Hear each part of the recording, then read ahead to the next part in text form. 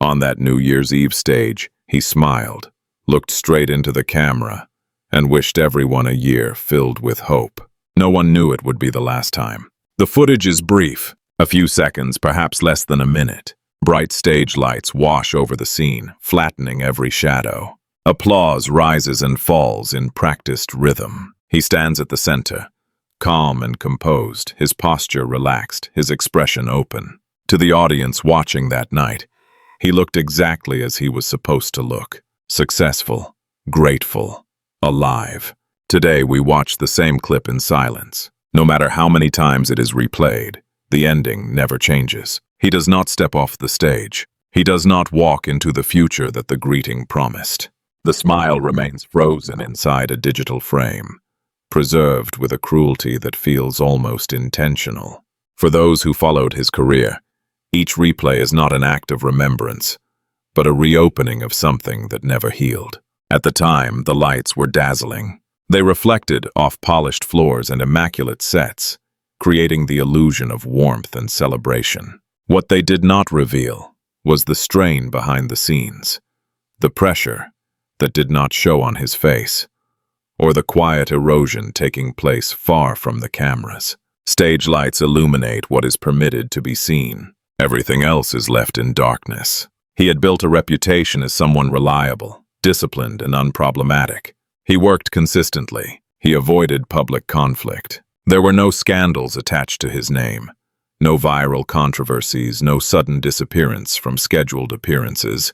From the outside, his life appeared orderly, even enviable. A career moving forward, a public image carefully maintained. That is precisely what makes the question so difficult to ignore. After his death, fragments began to surface online. Not statements or official reports, but rumors, recordings, and images that seemed to contradict the simplicity of the story everyone had been given. Some spoke of long periods of isolation. Others mentioned restricted movement, constant supervision, or rooms where daylight never entered. There were claims of a voice recording, raw and unsteady, in which a man described years of pressure and fear without naming those responsible. None of it came with verification. None of it came with confirmation. Yet none of it disappeared. As these fragments spread, so did the unease. Fans returned to old interviews and live broadcasts, watching more closely than they ever had before. They slowed footage down. They analyzed pauses between words, the tension in his jaw, the way his eyes sometimes avoided the lens.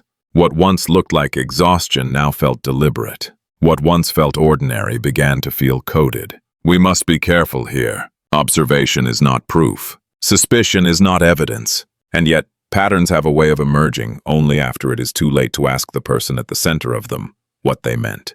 This story does not begin with his death. It begins long before that final fall, in the space between who he appeared to be and what he may have been living through. It begins with the distance between a public image and a private reality, and with the cost of maintaining that distance for too long. Because if the stage lights only ever show us what we are meant to see, then the question remains, if this was not simply professional exhaustion, then what was slowly wearing him down? The world he inhabited was divided by more than curtains and backstage doors. On one side was the version of him everyone recognized. On the other was a life governed by schedules, approvals, and conditions that were never spoken aloud. In the entertainment industry, freedom is rarely absolute. Contracts dictate not only what an artist performs, but how they speak, where they go, and when they are allowed to disappear from view. For most, these limitations are framed as routine, professional discipline, brand management, necessary structure. But for some, structure becomes enclosure. Those who worked alongside him described a gradual narrowing of his world. His calendar filled with obligations, yet his personal time seemed to vanish. Appearances became tightly controlled. Travel was arranged and rearranged without explanation. Message went unanswered for long stretches, followed by brief replies that felt careful, measured, almost rehearsed. There was no single moment that raised alarms, only a pattern that became visible in hindsight. Live broadcasts offer a strange kind of evidence. They are unscripted enough to reveal cracks, yet controlled enough to hide intent. In his final years, fans noticed small changes. a hesitation before answering certain questions, a hand briefly clenched, then relaxed, smiles that arrived a second too late. At the time, these details were dismissed as fatigue. A demanding career would explain that. It always does. Only later did those same moments take on different weight. Screenshots circulated, short clips extracted from hours of footage. In isolation, none of them proved anything. Together, they suggested a man constantly monitoring himself, watching his own words as closely as others were watching him. It was not fear in the dramatic sense. It was caution, the kind that grows when mistakes carry consequences that are never fully defined. Rumors began to fill the gaps left by silence. Claims of supervision that extended beyond work hours. Accounts of limited contact with friends and family. Stories of instructions delivered indirectly through intermediaries, leaving no clear source to confront. These accounts contradicted one another in places, overlapped in others, and lacked verification entirely. Yet they shared a common theme: control without transparency. One allegation appeared repeatedly across unrelated sources, that he had resisted certain expectations placed upon him. Not artistic demands, but personal ones. Expectations described as unspoken yet universally understood within the industry. To comply meant protection and opportunity. To refuse meant stagnation, or worse. The term blacklist surfaced often, though never officially. No document confirmed its existence. No announcement declared its enforcement, and yet projects disappeared. Roles went to others without explanation. Invitations slowed, then stopped. This absence was never framed as punishment. It was framed as coincidence. Coincidence is difficult to argue against. It leaves no fingerprints. What remains undeniable is the shift. From constant visibility to selective presence. From momentum to suspension. From a career defined by movement to one defined by waiting. In that waiting, isolation deepens. Routine erodes. Identity, once reinforced by recognition, begins to thin. There were also claims of physical spaces designed for compliance rather than comfort. Rooms used for reflection. Locations where phones were collected and windows were absent. Places described as temporary, yet revisited often enough to leave an imprint. Again, these accounts were never substantiated. But they did not fade, even as they were dismissed. The most troubling aspect of these stories is not their content, but their consistency with a system that requires no overt cruelty to function. Pressure does not always announce itself. It accumulates quietly, applied in increments small enough to deny, yet heavy enough to shape behavior. In such an environment, resistance does not look heroic. It looks exhausting. It looks like hesitation before speaking. Like compliance, followed by withdrawal. Like a person slowly learning which parts of themselves must remain hidden to survive. And so we are left with a boundary that was never clearly drawn. A line between guidance and domination. Between oversight and imprisonment. Between a career managed and a life constrained. If no one was accountable, where did management end and confinement begin? By the time the audio recording surfaced, the story had already fractured into competing versions. Some dismissed it as fabrication. Others claimed it had been taken out of context. A few insisted it was never meant to be heard at all. The recording itself was short, uneven, and filled with silence between words. A man speaking slowly, his voice hoarse, as if every sentence required effort. "I followed the rules," he said. "I always did." There was no accusation in his tone. No naming of individuals, only exhaustion. The kind that does not come from lack of sleep, but from years of restraint, from carrying weight without knowing when or if it will be lifted. We cannot confirm when the recording was made. We cannot confirm where. What can be confirmed is how it was received. For many, it became the first moment when private suffering felt audible, not visible, audible. Sound has a way of bypassing skepticism. It enters before judgment can form. Those who listened closely noticed something else. Fear, yes, but also resolve. The voice did not beg. It explained, as if documenting something for the record, as if speaking now was the only remaining form of control. Around the same time, stories began to circulate about physical constraints imposed in the name of management. Accounts described electronic monitoring devices worn under clothing, shoes deliberately chosen for discomfort, schedules designed to exhaust rather than organize. None of these details could be independently verified, and yet they echoed one another across platforms that did not normally intersect. More disturbing were claims involving his family. That concern for loved ones was used as leverage, that boundaries between professional obligation and personal vulnerability were deliberately crossed. Again, these claims remained allegations, but they revealed a pattern familiar to those who study closed systems. Control is most effective when it targets what an individual cannot afford to lose. Publicly, nothing appeared wrong. Appearances continued, though less frequently. When he did speak, his words were careful, neutral, safe. He thanked supporters.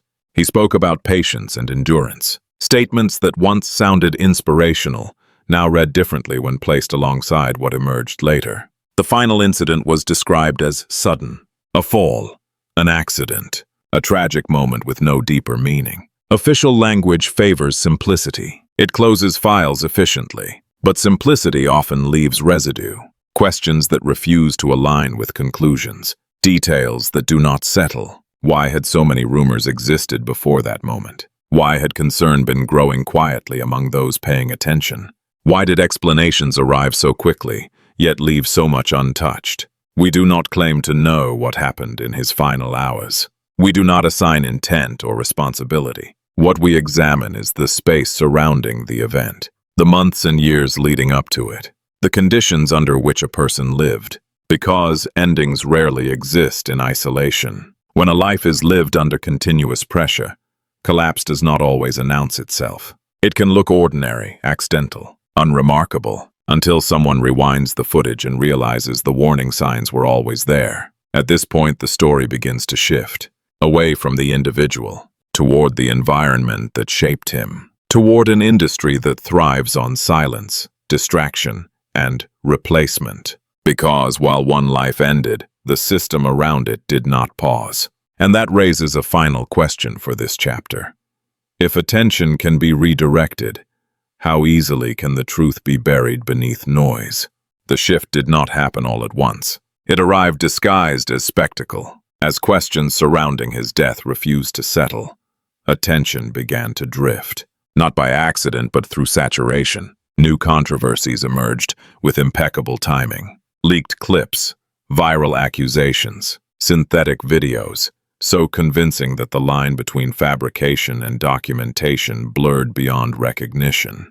Each revelation demanded outrage, each demanded reaction, and each pulled focus further away from the unanswered questions that had come before. Artificially generated footage became central to this confusion. Short videos appeared online, depicting interactions that had never occurred, rendered with unsettling realism. Faces moved naturally, voices matched perfectly, context collapsed. Viewers argued not about truth, but about plausibility.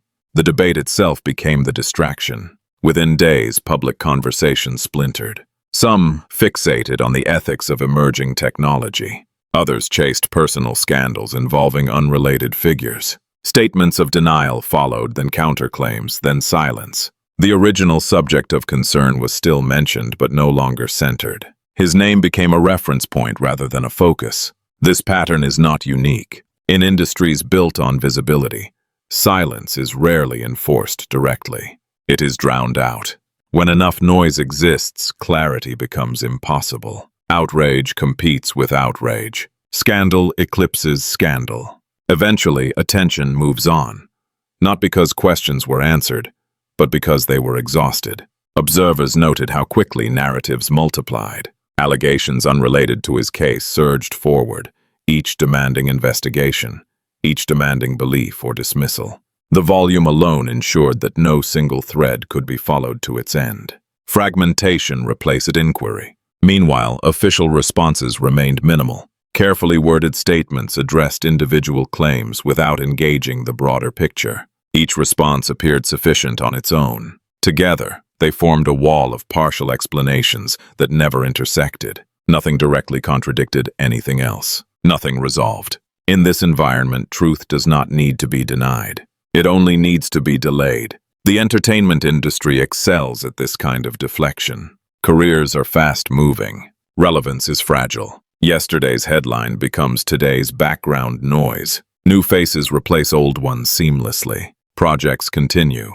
Productions move forward. The absence of one person is absorbed without pause. What gets lost in that motion is context. The slow accumulation of pressure. The warnings that did not trend. The discomfort that did not translate into spectacle until it was too late. By the time collapse occurs, the system has already adapted. For those who continued to ask questions, persistence came at a cost. Their inquiries were labeled speculative, emotional, unproductive. They were told to wait for evidence that never arrived, or to accept explanations that explained very little. Over time, many stopped speaking. Not because they were convinced, but because they were worn down. What remains is a case defined by absence, missing confirmations, missing accountability, missing closure, and beneath it all a sense that something essential was displaced rather than resolved. This chapter does not accuse, it observes. It traces how attention moves, how systems protect themselves without appearing to act, and how easily a single life can become peripheral once it no longer generates momentum. As the noise grows louder, the central question becomes harder to hear. When everything demands attention, what disappears first? What remains after the noise fades is not an answer, but a space. It is the space left behind when explanations arrive too quickly and depart just as fast. When statements are issued without substance. When timelines close before questions have time to fully form. In that space, uncertainty settles. It does not shout. It lingers.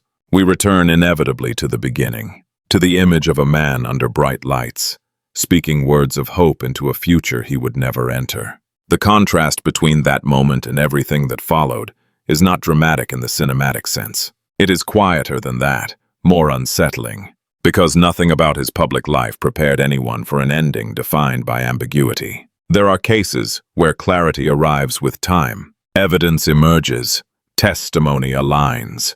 The narrative stabilizes. This was not one of them. Instead, fragments accumulated without resolution. Each fragment suggested pressure, control, isolation. None could stand alone as proof. Together, they formed a silhouette, rather than a portrait. This is where many stories end, not with truth, but with fatigue. The world moves on. New controversies take precedence. Attention reallocates itself efficiently. Systems built for continuity do not pause for reflection unless forced to do so. And reflection rarely trends. Yet the absence of certainty does not erase responsibility. It reframes it. Responsibility shifts from identifying a single cause to examining the conditions that make such endings possible. Industries that reward silence. Structures that confuse protection with possession. Environments where refusal carries consequences that are never written down. We do not claim to know what he endured in private. We do not claim to know what happened in his final moments. What we can say is that his story exposed a fault line between image and reality, between success and autonomy, between visibility and vulnerability. For those who followed him, grief has taken an unusual form. It is not only grief for a life lost, but for a truth never fully spoken, for a version of events that remains perpetually out of reach. Closure requires answers. Without them, mourning becomes an ongoing process rather than a conclusion. Perhaps that is why this story continues to resurface. Not because it offers resolution, but because it resists erasure. It asks us to look beyond spectacle, to question narratives that arrive polished and complete, to consider what is missing, not just what is presented. There are lives that end loudly, and there are lives that end quietly, leaving behind questions that echo longer than any explanation could. This was one of those lives, and so we end where we must. Not with certainty, but with vigilance. Because there are truths that do not need to be proven to matter. They only need to be remembered. Some stories do not ask to be solved. They ask to be witnessed.